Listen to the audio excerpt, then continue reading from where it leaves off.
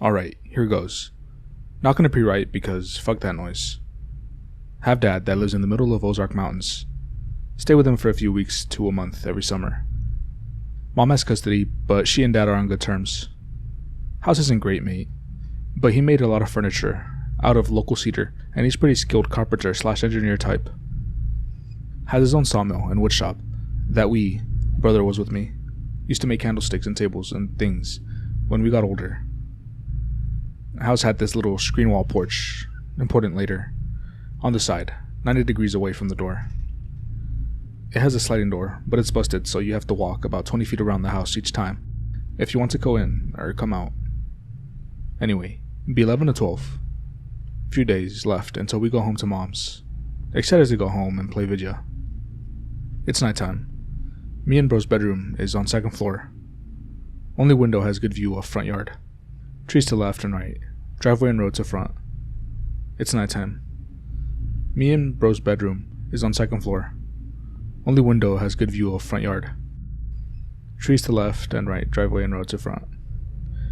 Trying to fall asleep, but too excited.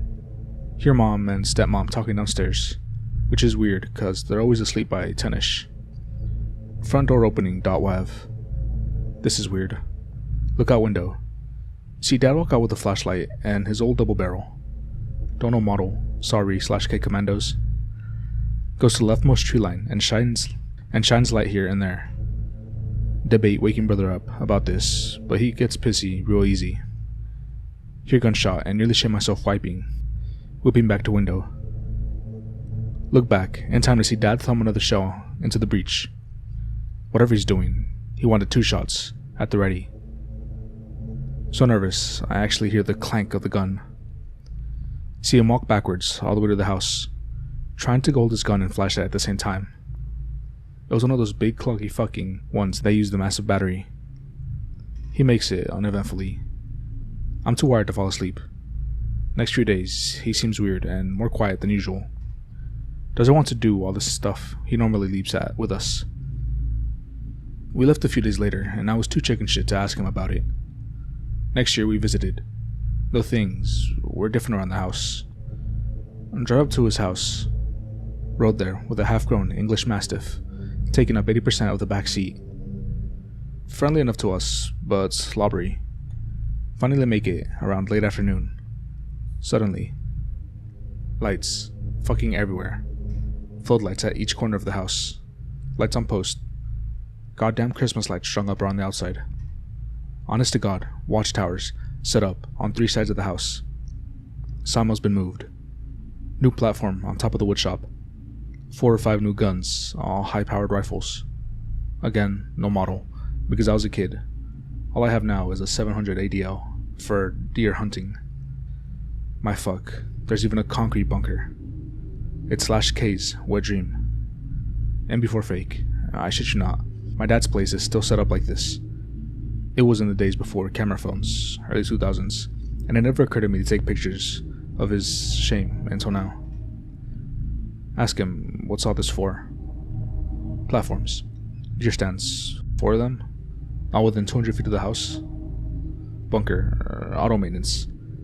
Nice roof on auto maintenance pit. The lights.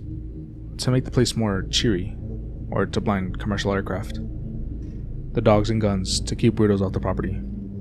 The way he answers my questions still bugs me. They sounded 100% rehearsed. Anyway, thanks for reading past all the expository bullshit. Needed to set up the stage for next post. Right. Now for the shit my dad doesn't like talking about. Go to bed that night. There's a new heavy curtain on the window. Why? Because the lights are always on. Wake up that night to a gunshot. Look outside. My eyes.jpg. See dad on one of the deer stands, working the bolts on one of his new guns. Something's up. Next morning, he's practically vegetative. Ask him about last night.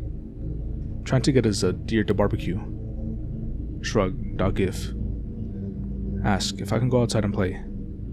He thinks for a moment and says yes, but not to go off into the woods. Super intense eyes when he said the last thing. Despite being raccoon-eyed. Go outside. Make a beeline for the stand he was on last night. Feet clink on a Apollo .30 shells. If you've been doing your math, all the new gear plus expensive ass rounds should be adding up to quite a sum. His job's not terrible, but that crap must have been expensive. Fast forward a few days. Dad got a pig from one of his neighbors. Closest one is at least 5 miles in any direction. And we spent the day learning to barbecue properly. Dad has this shoddy on standby, and Fonzie, his old German Shepherd, nearby the entire time. That evening, we're all sitting on the screen porch, licking our fingers when Fonzie starts barking his head off, staring at the ravine behind the house. The dogs on the other side start barking and growling too. Dad starts up and nearly knocks the plate off his lap. He grabs the gun and stares down the ravine. "Cat, take the boys inside." Cat is stepmom.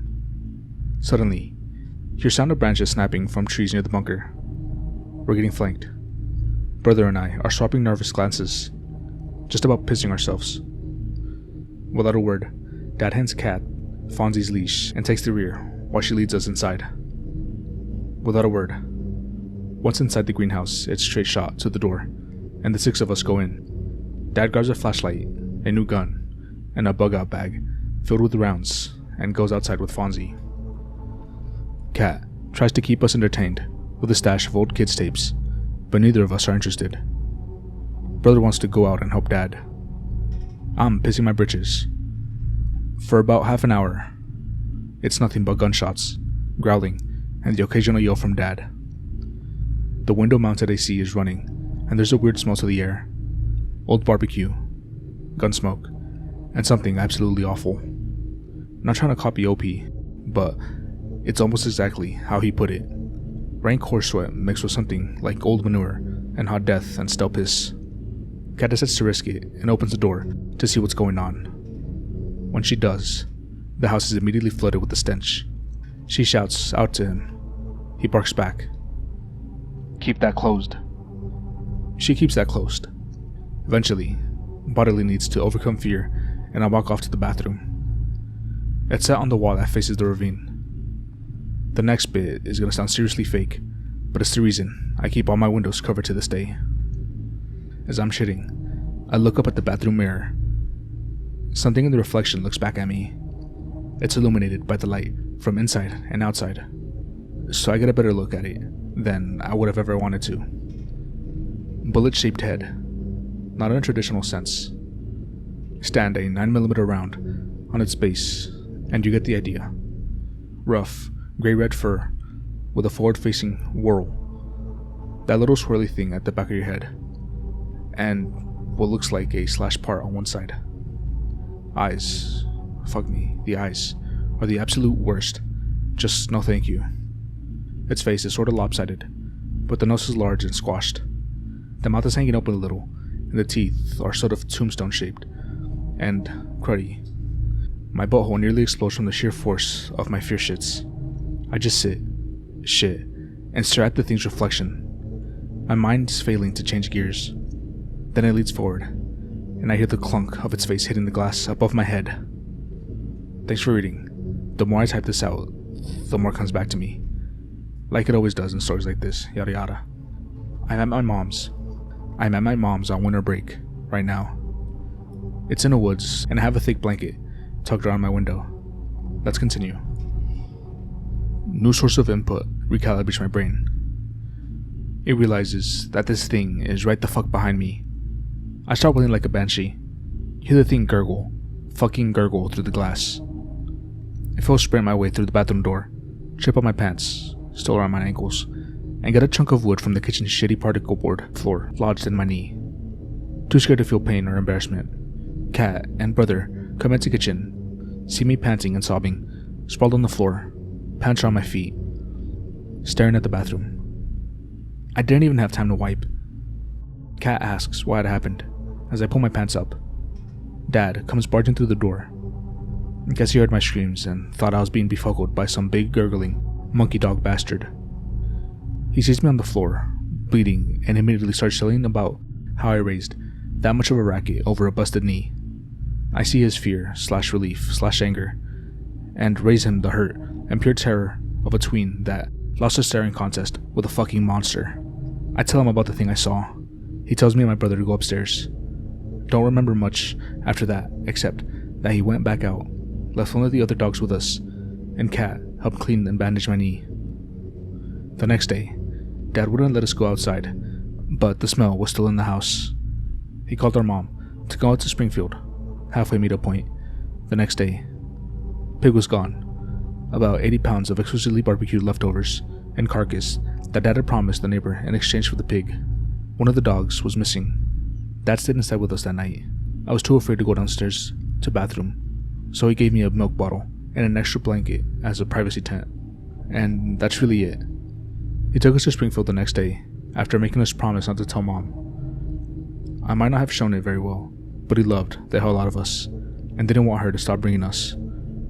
I was there again a year or so ago. We barbecued as his new, hand-built smokehouse. Drank, shot the shit, but the second I brought up the incident I've been posting, it killed the mood immediately. All he says was, "We haven't been in any trouble for the last few," and went back to drinking. It's worth mentioning, though, that there's another addition to this place. A concrete slab off, past the trees in the back of the house. It's not raised off the ground, and it's not very cleanly laid out. It's about 5 feet wide, 6 or 7 feet long, and if you kick up the dirt around it, you dig up a thin layer of black shit, like soot. Now, I'm not saying that he managed to kill one of these things, burned its corpse in a pit, and buried it all under concrete, but if he did, I hope it was the big gurgly bastard.